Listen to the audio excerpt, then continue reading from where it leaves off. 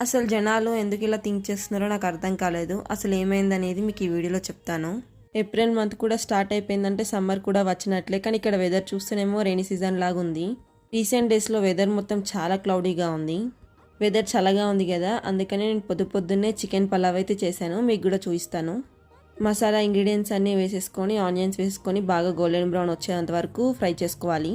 Already మనం marinate చేసి పెట్టుకున్న చికెన్ వేసుకొని ఒకసారి బాగా కలుపుకోండి. చికెన్లో నుంచి వాటర్ బయటకు వచ్చేంత వరకు కుక్ చేసుకోండి. ఇప్పుడు ఇందులోకి కరివేపాకు, పుదీనా, కొత్తిమీర వేసుకొని బాగా మిక్స్ చేసుకోవాలి.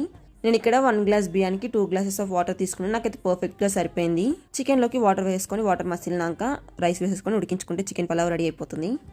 నేను రీసెంట్గా పోస్ట్ చేసిన వీడియోలో ఇంగ్లీష్లో మాట్లాడాను. ఆ ఇంగ్లీష్లో మాట్లాడినందుకు చాలామంది చాలా విధాలుగా హర్ట్ అయ్యారు.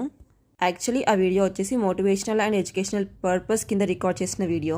నేను ఈ వీడియో ఎక్కువ మందికి రీచ్ అవ్వాలని చెప్పేసి రికార్డ్ చేశాను. ఈ వీడియోలో ఎలాంటి దురుద్దేశం అయితే లేదు.